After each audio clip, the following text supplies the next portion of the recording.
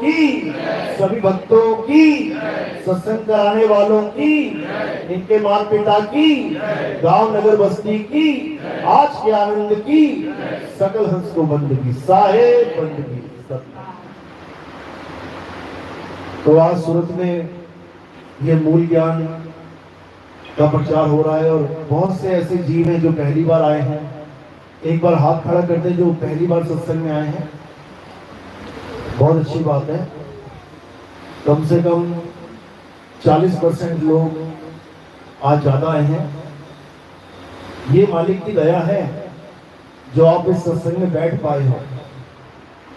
ये उसकी कृपा है कि आप इस सत्संग को थोड़ा सा भी समझ पाए, क्योंकि जन्मों जन्म बीत गए, जन्मों जन्म बीत गए इस दुनिया में चक्कर लगाते हुए, जन्मों जन्म बीत गए अलग अलग माओं के गर्भ में घूमते हुए। कभी किसी का बेटा बन के आ गए, कभी किसी का बेटा बन के आ गए, कभी हिंदू के घर में पैदा हो गए, कभी मुसलमान के, कभी सिख के घर में पैदा हो गए, कभी ईसाई के, कभी किसी जानवर के पैदा हो गए, कभी किसी पक्षी के। ये चक्कर चलता ही आ रहा है और ये खत्म होने वाला नहीं है कि कोई सोचे खत्म हो जाए। आज कितना समय हो गया इस सृष्टि चलते हुए।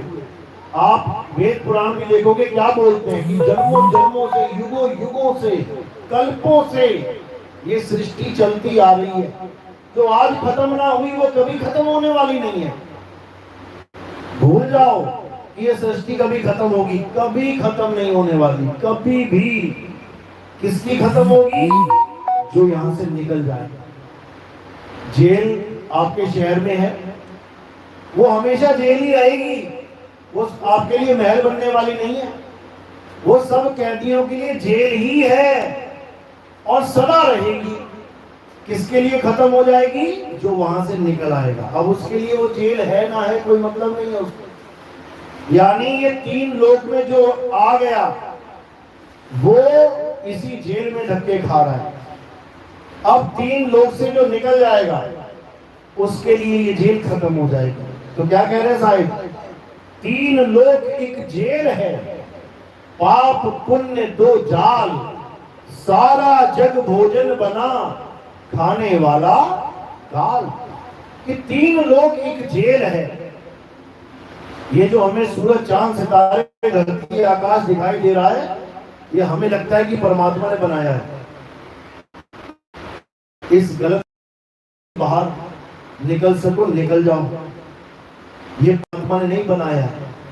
परमात्मा का घर तो छोड़ के हम यहां आ गए हैं, तभी तो हमें सारे ग्रंथ, सारे संत ये समझा रहे हैं कि इस मायावी संसार से निकलो, भगवान का नाम लो, भगवान का नाम जपो। क्यों भगवान का नाम जपना है? अगर भगवान ने बनाई है तो नाम जपने की जरूरत क्या है? भगवान की दुनिया में तो बैठे हम, फिर नाम जाप को तुम क्यों अहमियत दे रहे हो? क्यों कह रहे हो सारे मिलके नाम जपो, नाम जपो? क्या हो जाएगा नाम जप के? फिर कहते तुम इस भव सागर से बाहर आ जाओगे। अरे बनाया भी तो उसी ने है, बनाया भी तो उसी ने है जिसका तू नाम जपवा रहा है। इतना भी बुद्धि, इतनी भी विवेक शक्ति काम नहीं कर रही है कि जिसने ये जेल बनाई है उसी का नाम जप के कभी कोई पार हो सकता है क्या? बकरा कसाई के आगे हाथ जोड़ के खड़ा हो जाए तो बच सकता है क्या? बकरा क्या करे कसाई के आगे की बच जाए? कसाई का काम ही बकरा काटना है। वो चाहे रोए, चीखे, गिड़गिड़ाए, चाहे उस कसाई का नाम क्यों ना जपे, वो बचने वाला नहीं है। अब कैसे बचेगा? जब कसाई से अपना मन हटा के उस बचाने वाले से जोड़ेगा, उसको फरियाद करेगा कि बचाओ, तब वो आएगा बचाने। यही कबीर साहब समझा रहे हैं। अरे जो भक्षक कहां ध्यान लगाई और जो रक्षक उसे छीन न पाई। जो सारी दुनिया को मार रहा है, जो सारी दुनिया को काट रहा है, जला रहा है, भस्म कर डाल रहा है, उसको तो भगवान मान के बैठा है। और जो इस दुनिया को बचाने वाला है, उसको जान ही नहीं पा रहा है। यही दुविधा है। वो बताने भी आ जाए ना तब भी उसकी नहीं मान रहा। तो कौन है वो बचाने वाला? वो परमपिता परमात्मा है। वो दया का सागर है, वो कसाई नहीं है। और इस संसार को बनाने वाला कसाई है। कसाई तभी तो जगह जगह मौत है छुपाई। पता नहीं कहां तुम्हारी मौत पकड़ ले तुम्हें। पानी में मौत, मिट्टी में मौत, हवा से मौत, आग से मौत, आकाश में मौत। पांचों तत्व बनाए और पांचों में मौत ही मौत छुपी हुई है। बताओ ऐसा कैसा भगवान है? अरे तुम एक छोटा सा मकान बनाते हो, ISI मार्क के स्विच लेके आते हो, बिजली की करंट की तारें अच्छी क्वालिटी की लेके आते हो, हर चीज सेफ्टी सिक्योरिटी के आधार पे लेके आते हो कि मेरे बच्चे को कहीं भी कोई तकलीफ ना हो। और उसने क्या दुनिया बनाई है? उसने 5 तत्व बनाए, पांचों में ही मौत छुपा रखी है। पानी बनाया, पानी में डूब के मर जाएगा। धरती बनाई, धरती में दफन होके मर जाएगा। पहाड़ बनाए, पहाड़ से गिर के मर जाएगा। हवा बनाई, तूफान से मर जाएगा। आग बनाई, जल के मर जाएगा। आकाश बनाया, ऊपर हवा ही नहीं है, जाओ बिना हवा के मर जाओ। हर जगह मौत छुपी हुई है। किसके लिए? बकरे के लिए। ये बकरे बैठे हैं सारे, मरने की तैयारी करके बैठे हैं। और ये बकरे उसी को भगवान मान रहे जिसने इसको काटने की मशीन लगा रखी है। काटने की मशीन मतलब बूचड़ खाना। बूचड़ खाना क्या होता है? क्या होता है बूचड़ खाना? मुर्गी का देख लो, मुर्गी को दाने डाले जा रहे हैं, अंडे भी वही निकाले जा रहे हैं, और दाने डाल के बढ़िया तगड़ी करके काटी भी वही जा रही है। यानी तीनों काम चल रहे हैं उस बूचड़ खाने में। पैदावार भी चल रही है, पालना भी चल रही है, और सत्यानाश भी चल रहा है। यानी रजोगुण, सतोगुण, तमोगुण तीनों चल रहे हैं बूचड़ खाने में। ये बूचड़ खाना ही है जहां हम बैठे हुए हैं। यहाँ कुछ नहीं पता कब तुम फ्राई हो जाओ, कब तुम तले जाओ, कब तुम जल जाओ, कुछ नहीं पता। यहाँ पे भगवानों के स्थान भी नहीं छोड़े जाते हैं। लोग जाते हैं पूजा पाठ करने, मंदिरों में ही मर जाते हैं। मंदिरों में ही तबाही मच जाती है। किसकी आस लगाओगे? यही समझा रहे हैं कबीर साहब कि जब तक तुम्हें यही समझ में नहीं आया कि तुम्हारा घर कौन सा है और जेल कौन सी है, तब तक तुम क्या भागोगे? भाग ही नहीं सकते।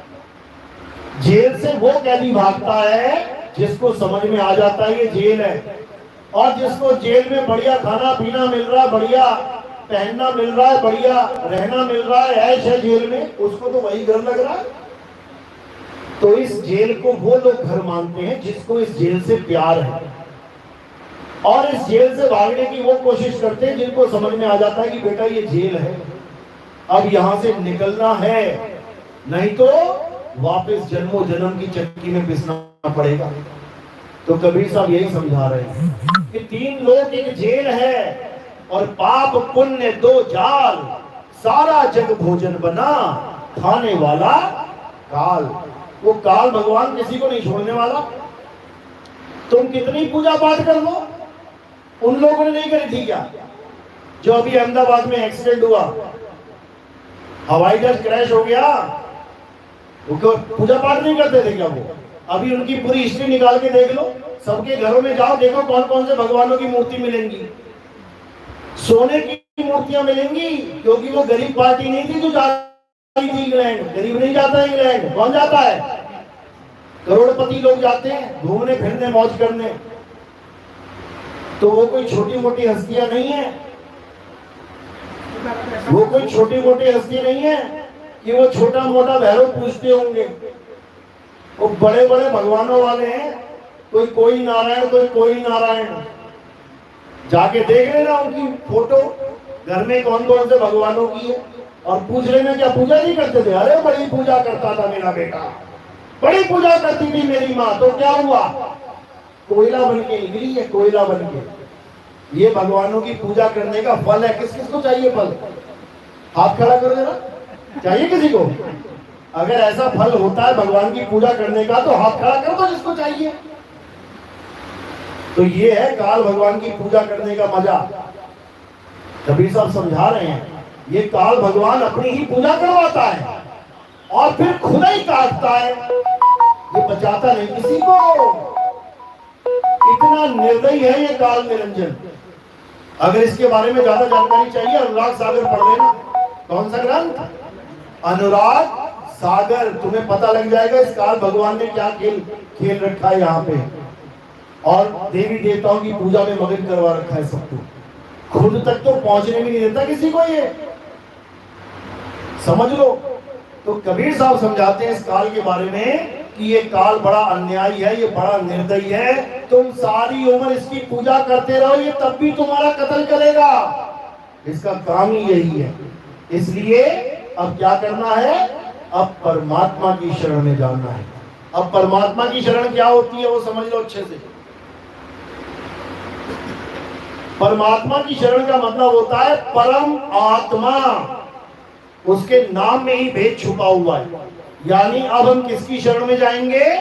परम आत्मा। यानी शरीरों का कोई खेल ही नहीं है।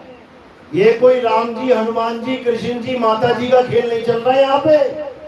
अब चलेगा खेल परम आत्मा का, यानी वो जो हर प्रकार के शरीर से न्यारा है, परम आत्मा। और हम सब कौन है? जीव आत्मा। यानी जीव आत्मा और परम आत्मा, बस अब दो चीजें रहनी चाहिए तुम्हारे दिमाग में। शरीर नाम की चीज को निकाल दो, नहीं तो फिर फ्राई होगे, निकलोगे बढ़िया वाला। अब हटा दो उसको दिमाग से। अब ना तो शरीरों की पूजा करनी है और ना ही खुद को शरीर मानना है। कोई भगवान, कोई परमात्मा शरीर नहीं है। हटा दो दिमाग से शरीरों को। अब आत्मा को जानो। कबीर साहब यही समझा रहे हैं। जल में नीर प्यासी, मोहे देखत आवे हासी, आत्म ज्ञान बिना नर भटके, कभी काबा कभी काशी। कह रहे अब आत्मा पे आ जाओ। अब ये शरीरों का खेल खत्म करो, बहुत हो गया। नहीं तो जलोगे, मरोगे, कटोगे, गलोगे, यही काम रह जाएगा। अब आत्मा करके खुद को जानो तो क्या होगा? ना जलोगे, ना कटोगे, ना गलोगे। क्यों? क्योंकि हे अर्जुन, इस आत्मा को ना तो कोई शस्त्र काट सकता है, ना अग्नि जला सकती है, ना वायु सुखा सकती है, ना जल भिगो सकता है। जब इस आत्मा को कोई कुछ करे ही नहीं सकता तो ये पूजा किसकी करे? क्यों ना खुद को ही जान ले। समझो, ये उनकी पूजा करने में लगी पड़ी है जिनके पैरों में तीर लग गए, शरीर छूट गया।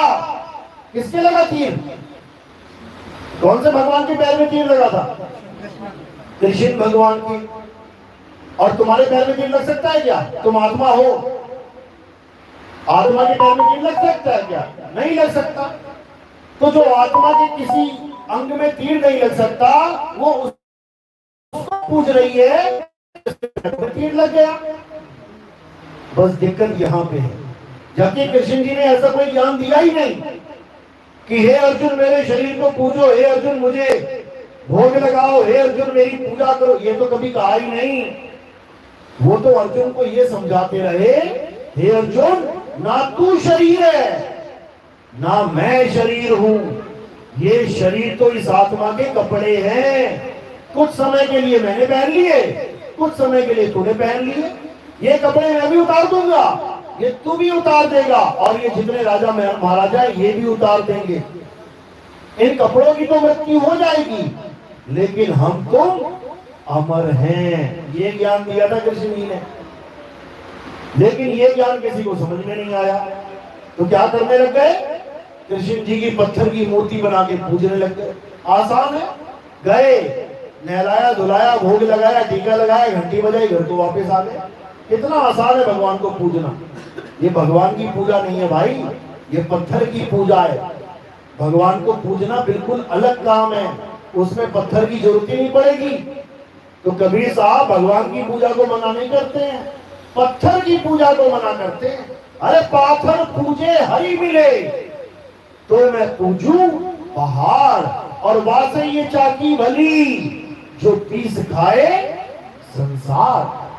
कहते हैं उस पत्थर को छोड़ दो, जिस पत्थर को तुम भगवान मान के बैठे हो। अगर पत्थर ही पूजना है तो चक्की भी एक पत्थर है, उसकी पूजा शुरू कर दो। क्यों? क्योंकि तुम्हारे देवी देवता वाला पत्थर तो केवल हिंदू उसको भगवान मान के बैठा है, हिंदू का काम चल रहा है उससे, मुसलमान सिख ईसाई ना पूछता उसे। लेकिन जो आटा गेहूं पीसने वाला, जो आटा बनाने वाला पत्थर है, उस चक्की के पत्थर को, वो सबके काम का है।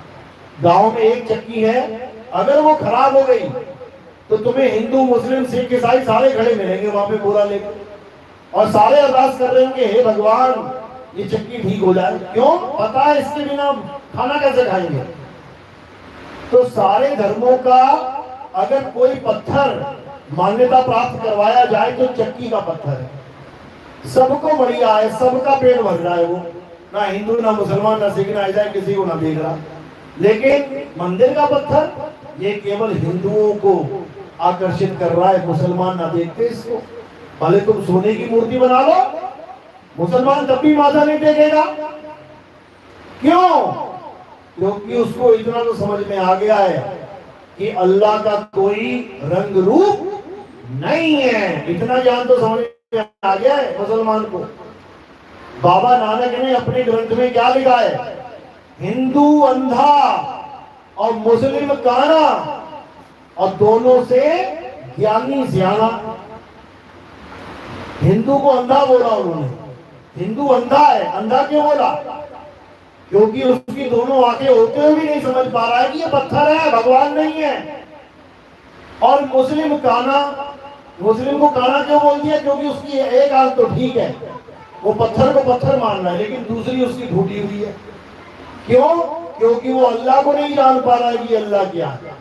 केवल नाम सुन लिया, भाव बना लिया, अपना श्रद्धा पक्की कर ली, लेकिन जान नहीं पा रहा अल्लाह क्या है, इसलिए काना है। और दोनों से ज्ञानी सियाना, यानी हिंदू और मुसलमान दोनों से कौन सियाना?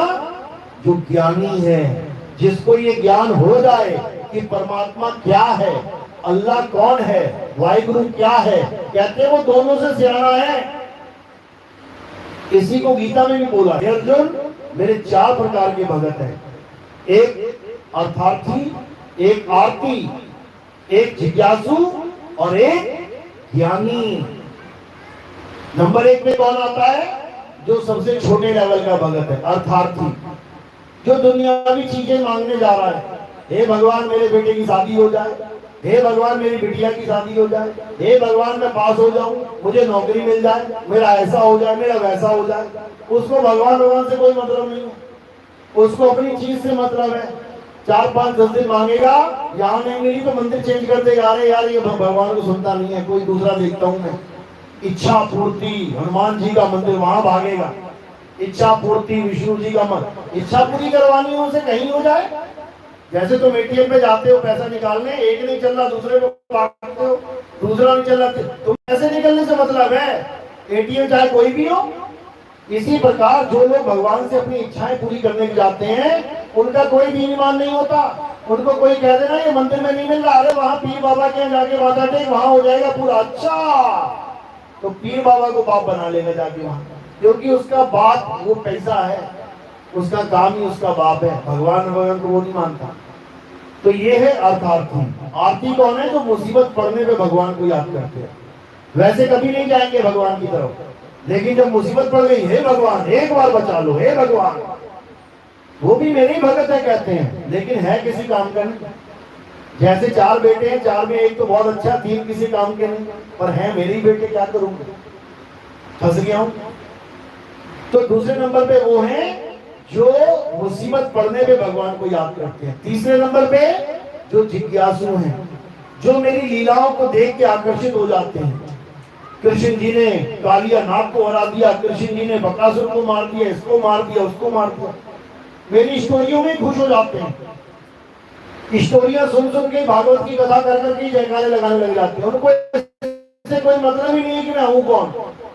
वो मुझे केवल एक आम शरीर मान बैठते हैं कि ये कृष्ण जी हैं, ये शरीर है, पैर में तीर लगाता मृत्यु हो गई। उनको इससे कोई मतलब ही नहीं है कि मेरा दिव्य रूप क्या है, मेरा असली स्वरूप क्या है। कहते हैं जो नंबर 4 पे आते हैं ज्ञानी पुरुष, असल में वो मेरे परम भगत हैं। और वो मेरे भगत नहीं बोला वहां पे, कहते हैं असल में वो दिव्य पुरुष हैं जो मुझे तत्व रूप में जानते हैं, जो मुझे असल में पहचानते हैं कि मैं हूं क्या। और वो ज्ञानी पुरुष मेरा ही स्वरूप हो जाते हैं, यानी मुझ में और उनमें कोई फर्क नहीं रह जाता। यानी मुझे तत्व रूप में जानने वाला संत वो खुद को भी जान जाता है, तभी तो मुझे जान पाएगा। खुद को जानेगा, जब खुद को आत्मा समझेगा तभी तो मुझे जान पाएगा कि मैं क्या हूं। और जो खुद को ही शरीर मान के बैठा है वो मुझे कभी आत्मा मान ही नहीं सकता, और मान भी लिया तो जान नहीं सकता कि आत्मा होता क्या है, उसका स्वरूप क्या है, उसका अनुभव क्या है, उसका बोध क्या है, वो कभी नहीं जान सकता। तो इसीलिए कृष्ण जी ने कभी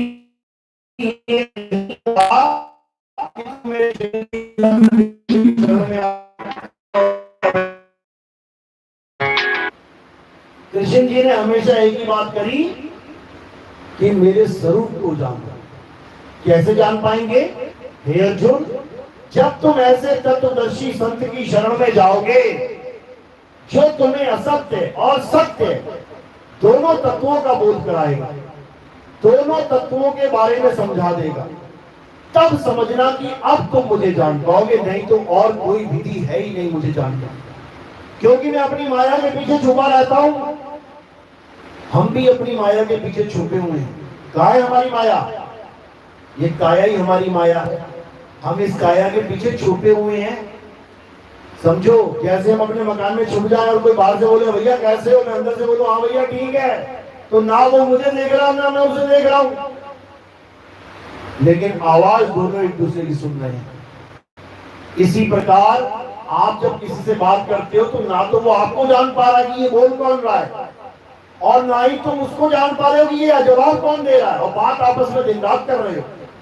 लड़का सोच रहा है ये सामने जो लड़की है ये मुझसे बात कर रही है, और लड़की सोच रही है सामने लड़का खड़ा है ये मुझसे बात कर रहा है। दोनों को बेवकूफ बना दिया माया ने। असल में जीव ही जीव से बात कर रहा है, आत्मा ही आत्मा से बात कर रही है। ये किसी के समझ में नहीं आ रहा, और इस शरीर को ही सत्य मान के एक दूसरे के साथ जीवन जी रहे हैं। एक दूसरे को समझ भी नहीं पा रहे हैं कि दोनों का स्वरूप क्या है।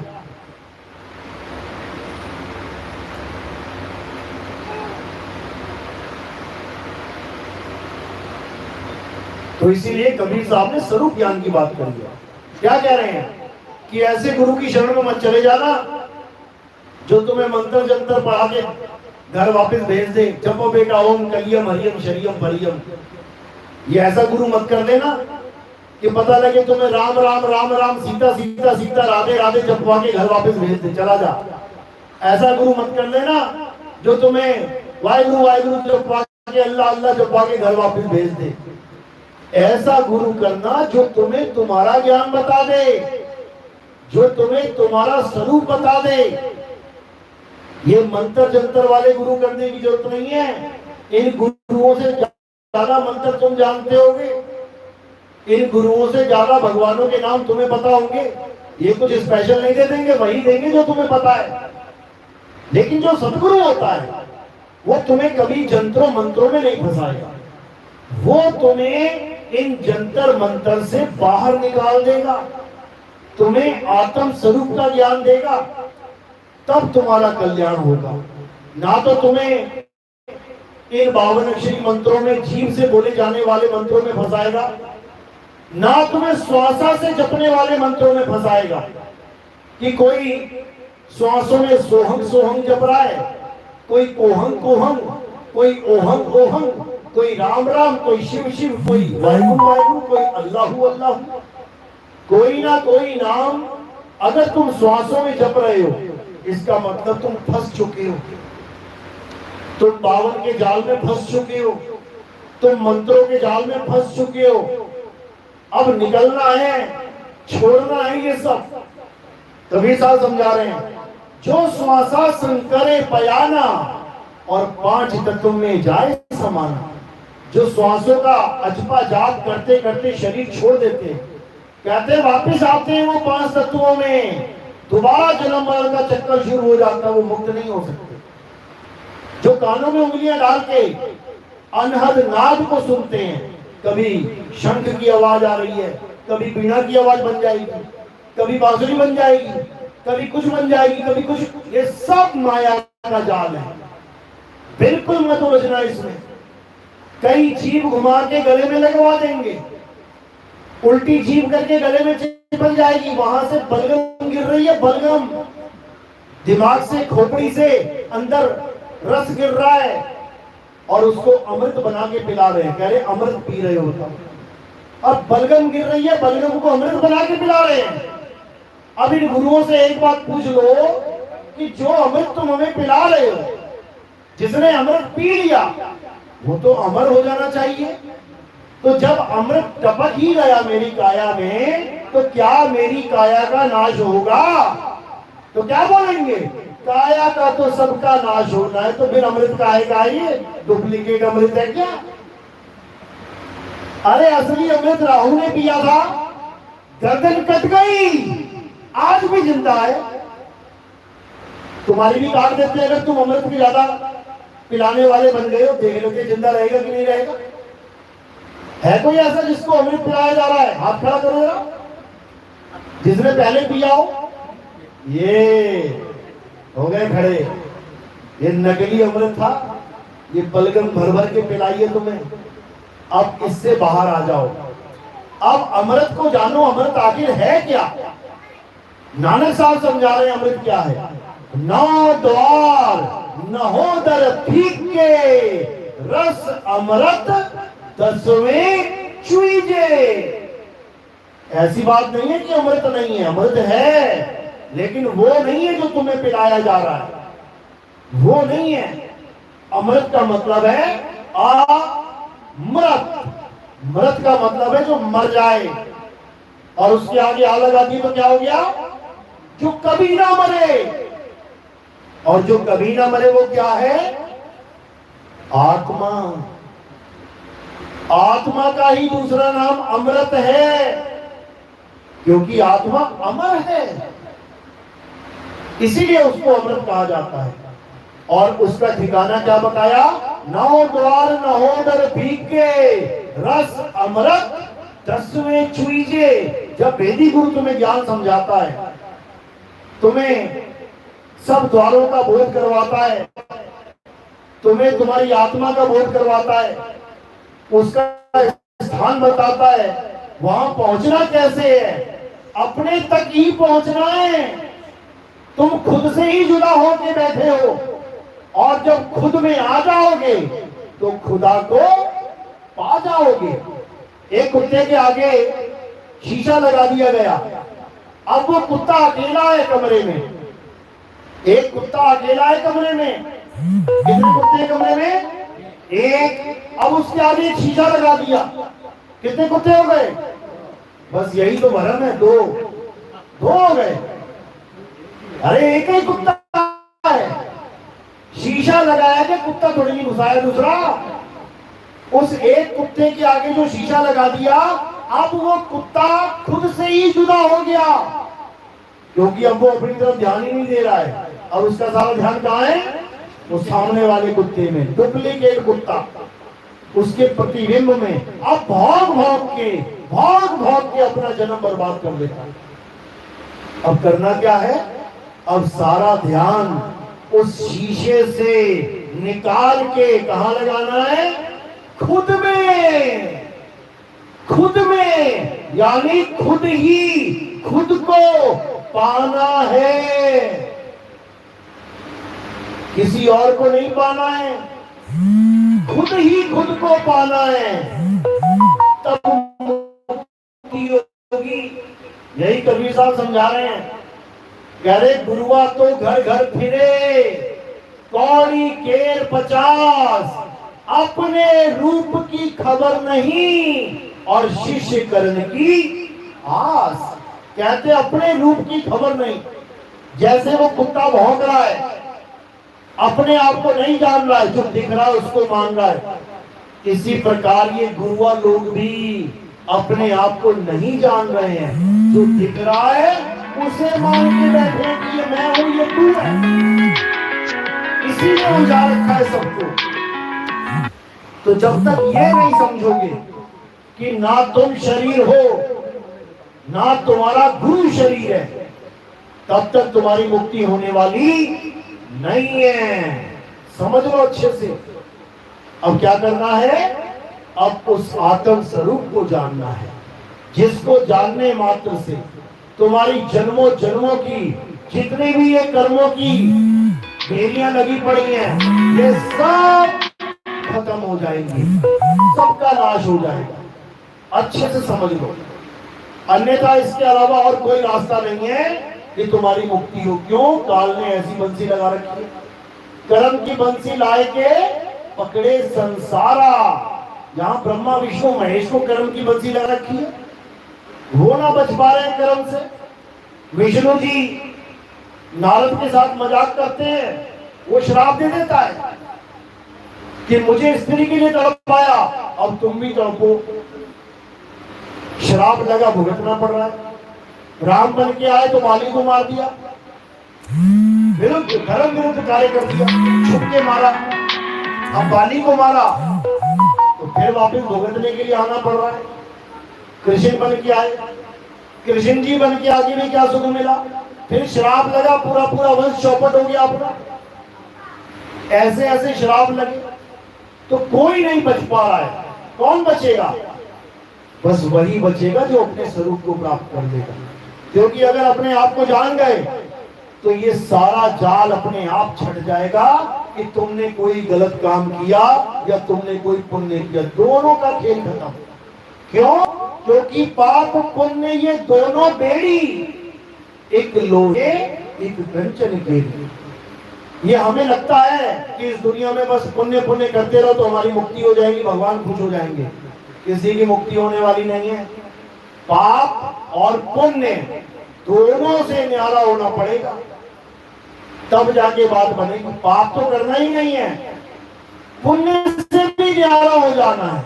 यानी पुण्य भी करना है, अकर्ता होके अपने सिर पे मत लाद देना कि मैंने लंगर लगाया है, मैंने उन लोगों की मदद करी है, मैंने ये धार्मिक काम किया है। अगर पुण्य करोगे तो पुण्य का फल भुगतने के लिए आना पड़ेगा, पाप करोगे तो पाप का फल भुगतने के लिए आना पड़ेगा। तो क्या करना है? दोनों से न्यारे हो जाना है। यानी अपने आप को कर्ता मानना ही नहीं है। नानक साहब यही समझा रहे हैं, जब लग जानू मैं हूं कर्ता, तब लग गर्भ जून में फिरता। जब लग जानू बैरी नीत, तब लग नहीं चलना ही चीत। यानी आपने बस 3 चीजों पे ध्यान देना है। नंबर 1, आप कुछ करते ही नहीं हो। अगर कुछ हो भी जाता है तो बिल्कुल किनारे हो जाना, दिमाग में बीज मत डाल देना कि तुमने कर दिया है। समझो, पूरे दिन में जो भी तुम करते हो, तुम करते ही नहीं हो। सबसे बड़ा जाल यही है कि तुम करते हो। जिस दिन तुम्हें पता लग गया ना कि तुम क्या हो, उस दिन तुम्हें बताना नहीं पड़ेगा कि तुम करते हो कि नहीं करते हो। उस दिन तुम्हें खुद समझ में आ जाएगा मैं कुछ करता ही नहीं हूं। जैसे करंट इस पंखे में भी है, में भी है, हीटर गीजर सब में है, लेकिन वो करंट ना तुम्हें हवा दे रहा है, ना तुम्हें ठंड दे रहा है, ना तुम्हें गर्मी दे रहा है, कुछ नहीं कर रहा वो करंट। ये कर कौन रहा है? ये जो दिख रहा है तुम्हें, पंखा, बल्ब, हीटर, गीजर, ये बिजली के उपकरण तुम्हें सर्दी भी दे रहे हैं, गर्मी भी दे रहे हैं। करंट थोड़ी नहीं कुछ दे रहा। तुमने करंट की तार ले ली, ये कनेक्शन ले लिया, ना तुम हीटर ले के आओ, ना तुम कूलर ले के आओ, ना तुम एसी ले के आओ, बताओ तुम्हें क्या देगा? गर्मी देगा कि सर्दी देगा? वो कुछ नहीं देगा तुम्हें। वो अकर्ता है, लेकिन सब कुछ उसके द्वारा हो रहा है। इसलिए कर्ता बना है। यानी ये आत्मा करता है, लेकिन आत्मा के द्वारा ही सब कुछ हो रहा है, इसलिए कर्ता बना बैठा है। अब इसी भ्रम को तोड़ना है। इसी भ्रम को तोड़ दो कि तुम कुछ कर ही नहीं सकते, और जब तुम कुछ कर ही नहीं सकते तो तुम्हारे ऊपर कोई बल लागू ही नहीं होता। लेकिन केवल बातों से नहीं होगा, इसके लिए तुम्हें अनुभव करना पड़ेगा अपना, तुम्हें खुद को जानना पड़ेगा कि आखिर तुम हो क्या। और जैसे ही तुम्हें पता लग जाएगा कि तुम क्या हो, उसके बाद ये कर्म का खेल खत्म हो जाएगा। तो कबीर साहब यही समझा रहे हैं कि जब तक ऐसा गुरु नहीं मिल गया जो तुम्हें स्वरूप ज्ञान करवा दे, तब तक गुरु और चेला दोनों नरक में ठेलम ठेला, दोनों को आना पड़ेगा। अगर गुरु अपना स्वरूप नहीं जानता और केवल मंत्रों का जाप करवाता है, तो समझना कि वो अजगर बनने वाला है और तुम चींटी बनने वाले हो। तो कबीर साहब समझा रहे हैं, झूठा गुरु अजगर बना और लख 84 जाए, सारी संगत चींटी बनी, तोड़ तोड़ के खाए।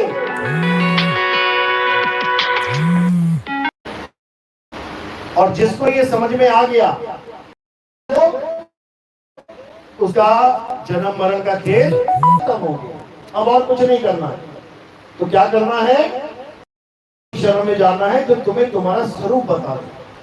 और जब तुम्हें स्वरूप का ज्ञान हो जाएगा, तब तुम में और तुम्हारे पिता में कोई अंतर नहीं रह जाएगा। एक कुएं से मटका लेके आए पानी का, अब वो देखने में लग रहा है तुम्हें कि वो अलग है, लेकिन जब वही मटका वापस कुएं में डाल दो, अब बताओ क्या अलग है? कुछ भी अलग नहीं। इसी को बोला गया है जो तू सो हम। लेकिन लोग जान नहीं पाए इस अवस्था को, और उन्होंने मंत्र बना दिया सो हम। इसी को जपने में लग गए, जन्मों जन्म हो गए जपते, सोहम करते करते। कबीर साहब समझा रहे हैं, जो जन होंगे जौहरी रतन लेंगे बिलगाए, सोहम जप मुआ और मिथ्या जन्म गवाए। कहते हैं झूठे में जन्म निकल गया बेचारों का, सोहम जपते जपते। सोहम जपना नहीं है, सोहम आपे आप हो जाना है। कैसे होंगे? कहते हैं श्वासा की कर सिमरनी और कर अजपा का जाप, परम तत्व का ध्यान धर, सोहम आपे आप। इतना क्लियर समझा दिया, लेकिन अज्ञानी जीव को समझ में नहीं आ रहा। कह रहे श्वासा की कर सिमरनी, ये जितने माला फेरने वाले लोग हैं, एक किसकी सिमरनी लेके बैठे हैं? काठ की, लकड़ी की। अब देख तेरी को 1 2 3 4 5 6 करते करते 108, उसके बाद माला छोड़ देते। तो कबीर साहब कह रहे तो फॉर्मेलिटी में लग गया कि 108 पूरी करूंगा तब जाऊंगा ऑफिस।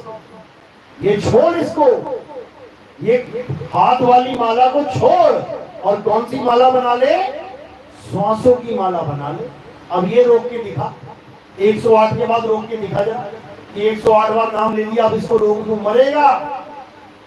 ये दिन रात चल रही है, ऐसे चला परमात्मा के नाम को।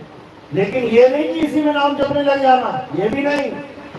श्वासा की कर सिमरनी, कर अजपा का जाप, यानी जिसको जपा ही नहीं जा सकता, अजपा, उसका जाप कर। जिसको जपा जा सकता है उसका जाप मत कर। श्वासा की कर सिमरनी, कर अजपा का जाप। अब उस अजपा का जाप कैसे करते हैं, अगली लाइन में बता रहे हैं। परम तत्व का ध्यान धर, सो हम आपे आ। किसका ध्यान धरना है? परम तत्व का। अब ये कैसे धरेंगे? श्वासा का जाप, अजपा जाप करने वाले कहां का ध्यान करते हैं? त्रिकुटी में ध्यान करते हैं। किसका ध्यान करते हैं? उस ज्योति स्वरूप का ध्यान करते हैं, निरंजन का ध्यान करते हैं। यही काल भगवान है। ये गगन है, गगन, ये धरती है, ये पाताल है, ये 3 लोक है। 3 लोक है देह में, रोम रोम में धाम। और बिन सतगुरु ना पाइए सार शब्द निज नाम। तो ये गगन है, इस गगन में आग लगी हुई है। इस गगन में जो आग लगी है सबको जला रही है वो। कह रहे गगन में अगिया लागी बड़ी भारी। अरे ब्रह्मा जल गए, विष्णु जल गए शिव त्रिपुरारी, राम भी जल गए, लक्ष्मण जल गए कृष्ण मुरारी। गगन में अगिया लागी बड़ी भारी। कह रहे धरती जल गई, अंबर जल गई सृष्टि जल गए, 9 लाख तारा जारी। गगन में अगा लागी बड़ी भारी। और कह रहे कहे कबीर सोई जन बच गए, जिन शब्द में सुरत संभारी। गगन में अगिया लागी बड़ी भारी। अब क्यों बोला ये सब? क्योंकि तुम्हें जितने भी ये दिखाई दे रहे हैं भगवान, जो भी तपस्या करने में लगे होंगे, भोले शंकर को देख लो, कहां पे ध्यान लगा के बैठे हैं। आज बंद ध्यान कहां पे है? यहाँ पे देखो, तीसरी आंख खुली ना, और वो आग कहां लगी हुई है? वो गगन में आग कहां लगी है? यही लगी है। इसीलिए हिंदू लोग टीका लगाते हैं लाल लाल। किसको प्रदर्शित करता है वो टीका? कि यहाँ है वो ज्योत, यहाँ पे ध्यान रखो। चंदन का टीका लगाते हैं ताकि ठंडक लगी रहे यहाँ पे और ध्यान अपने आप यहाँ केंद्रित रहे। औरतें बिंदी क्यों लगाती हैं यहाँ पे? यहाँ क्यों नहीं लगाती हैं? उनका ध्यान यहाँ रहे। एक चींटी भी चलती है ना, तुम्हारा ध्यान अपने आप आ जाता है, अरे चींटी है यहाँ पे, कुछ है यहाँ पे। तो जब 24 घंटे बिंदी लगा के रखेंगी तो ध्यान कहाँ रहेगा? यही रहेगा। यानी ग्रस्त जीवन में भी उन्हें साधु का भजन करवाया जा रहा है, टीके लगवाए जा रहे हैं, बिंदी लगवाई जा रही है कि यहाँ ध्यान रखो, भगवान यहाँ बैठा है। और ये कोई फैशन वाली बिंदी वाला काम नहीं है ये कि फैशन के लिए बिंदी लगाई जाती थी। आज तुम्हारी बिंदियां मिल रही हैं, कंपनियां बना रही हैं। सीता मैया के टाइम में कौन सी कंपनी बनाती थी बिंदी? है? आज तुमने केवल फैशन बना दिया। लाल नहीं, पीली वाली ठीक है, पीली नहीं मैचिंग वाली, वो हरी वाली लेके आना। ये बिंदियां इसलिए लगाई जाती थी, टीका लगाया जाता था ताकि तुम्हारा ध्यान यहाँ केंद्रित रहे शिव नेत्र पे। अगर यहाँ ध्यान रखोगे तुम भी उसी आग में जल जाओगे जिसमें ये सारे जल गए। तो क्या कर रहे हैं? यहाँ कौन बैठा है? यहाँ मन बैठा है। अरे मन ही स्वरूपी देव निरंजन, तुम्हें रातें भरमाई हो, ए हंसा तू अमर लोक का बड़ा कालवश आई हो। ये समझा रहे हैं। अरे निज मन करत जहां ठकुराई, सो नैनन पिछवाड़ा है, कल नैनो दीदार महल में प्यारा है। लेकिन किसी के समझ में नहीं आती है बात। सबके सब यही अटके पड़े हैं। गोरखनाथ भी अटका पड़ा था, तो कबीर साहब ने समझाया ना गोरख, अरे इंगला बिन से, पिंगला बिन से, और बिन से सुषम नाड़ी। कहे कबीर सुनो रे गोरख, कहां लगी हो ताड़ी? कहां लगाओगे ताड़ी? जब ये शरीर नाश हो जाएगा, ये इंगला पिंगला सुषमना का खेल खत्म हो जाएगा, तो कहां ध्यान रखोगे अपना? शब्द में ध्यान रखो। अब इस गगन से पार चलो। तो कह रहे हैं कहे कबीर सोई जन बच गए, जिन शब्द में सूरत संभाली, और गगन में अगिया अल्लाह की बड़ी भारी। अब तुम्हें ऐसा गुरु चाहिए जो तुम्हें गगन से पार पहुंचा दे। वो गुरु चाहिए जो तुम्हें ब्रह्म से पार पहुंचा दे, पार ब्रह्म तक पहुंचा दे। अब तुम्हें वो गुरु चाहिए। ये इंगला पिंगला सुषमना वाला खेल खत्म हो गया। अब आगे का ज्ञान समझना है। तो कबीर साहब ने कोई कसर नहीं छोड़ी समझाने में, लेकिन ये जीव बेचारा क्या करे? पुराना रंग ऐसा चढ़ा हुआ है, छूटने का नाम नहीं लेता। लेकिन जिस पर कृपा हो गई, परमात्मा का ज्ञान जिसके दिमाग में फिट हो गया, फिर भगवान उसका कुछ नहीं बिगाड़ सकता। फिर कहते हैं साल शब्द आए जेई विधि हाथा, और तेरी विधि काल नवाबे माथा, इस तीन लोक का मालिक तुम्हारे आगे झुक जाएगा और तुम उसके सिर पे पैर रख के अपने परमात्मा के घर चले जाओगे। ये प्रैक्टिकल ज्ञान है। तुम्हें पैर रखना ही पड़ेगा, बिना पैर रखे तुम नहीं पहुंच सकते, समझ लो। तो ये कबीर साहब ने वाणी में भी प्रमाणित किया। अरे काल के सिर पे पाँव दे, सतगुरु के उपदेश और साहेब वहां पकड़ के ले चले अपने देश। ये तुम्हारा देश नहीं है, ये कोई भगवान का देश नहीं है, ये तुम्हें उल्टा काल जाल से तो चीनो शब्द हमारा, कबीर कबीर अमर कर राखू जो निज होए हमारा। अमर करके रखूंगा उसको। कहां पे? इस तीन लोक में, अमर लोक में।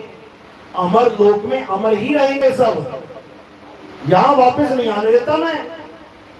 लेकिन किसको? यहां वापस नहीं आने देता मैं, लेकिन किसको?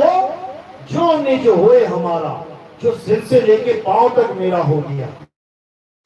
उसके दिलो दिमाग में और किसी का नाम नहीं आना चाहिए। कोई देवी देवता नहीं, कोई भगवान नहीं, कोई पितर नहीं, कोई हैवान नहीं, कोई चुड़ैल, कोई चंडाल नहीं, कुछ नहीं। केवल और केवल परम पिता परमात्मा शब्द गुरु, उसके अलावा और कुछ नहीं।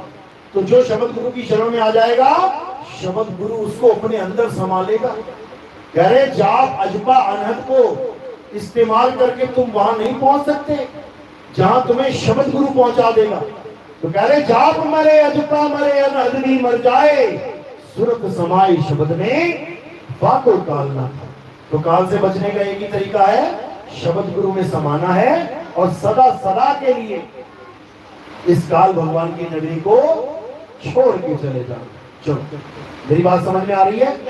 किस किस के समझ में आ रही है? आप खड़ा करो जरा। अच्छा, पूरा सूरत ही जाग गया, सबकी सूरत जाग गई है, बहुत बढ़िया।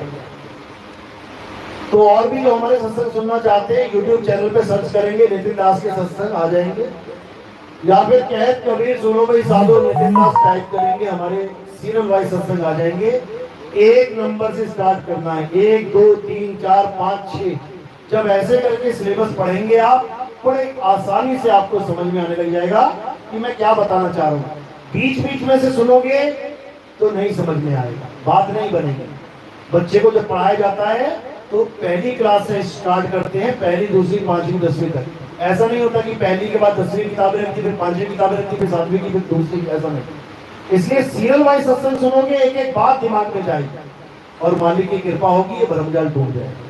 बोलिए परमपिता परमात्मा की, सतगुरुबंदी छोड़ कबीर साहेब की, सभी संतों की, सभी भक्तों की, सतगुरु मदनपति साहेब की, सतगुरु द्वारपति साहेब की, सतगुरु दयापति साहेब की, सभी संतों की, सभी भक्तों की, आज के आनंद की, सकल हंस को बंदगी साहेब बंदगी। अब आरती का समय है। आरती कैसे करते हैं समझ लो। एक एक करके आएंगे, सिर के ऊपर क्यों रखते हैं समझ लो। पैर के अंगूठे से लेके सिर की चोटी तक, यानी टॉप तक, काया की पूजा होती है, वस्तु की पूजा नहीं होती। हमारे किसकी पूजा होती है? आत्मा की पूजा होती है। है कि नहीं है? बिना आत्मा के तो नहीं बैठा मैं। तो जो ये आत्मा है ना, इसकी पूजा होगी। कोई गलती से भी ये ना सोच के बैठ जाना कि शरीर की पूजा हो रही है। ये बड़ी कंफ्यूजन में आए हो। अज्ञानी है जिनको शरीर की आरती दिखाई दे रही है, वो ज्ञानी है जिनको आत्मा की आरती दिख रही है। अभी ये पंखा चल रहा है ना, मेरी तरफ चल रहा है ना, अभी झगड़ा हो जाएगा, मेरी तरफ करो, मेरी तरफ करो, मेरी तरफ करो। किसके लिए झगड़ा हो रहा है पता है? किसके लिए? पंखे के लिए कि करंट के लिए? अब कहो मेरी तरफ करो, मेरी तरफ करो, मेरी तरफ करो। ये सारा झगड़ा करंट का झगड़ा, लेकिन दिख नहीं रहा है वो। लेकिन लोग सोच रहे हैं कि हम पंखे के झगड़े में पड़े हुए हैं। पंखे के झगड़े में नहीं हो, पंखा तो तब भी पंखा ही अगर करंट ना हो तो। यहाँ करंट का झगड़ा है। इसलिए यहाँ आरती किसकी है? यहाँ शरीर की आरती नहीं है, आत्मा की आरती है। जिसने तुम्हें ज्ञान समझाया 1 घंटा, उसकी आरती है। किसने समझाया? शरीर ने कि आत्मा ने? अगर शरीर ज्ञान समझाए तो मुर्दा भी समझा देगा, वो भी तो शरीर ही है। कौन समझा रहा है? आत्मा समझा रही है। तो आत्मा की पूजा होती है, हमारे शरीरों की पूजा नहीं होती। बोलिए परमपिता परमात्मा की सदा ही जय हो। साहित्य की सतनाम आरती लगा लो।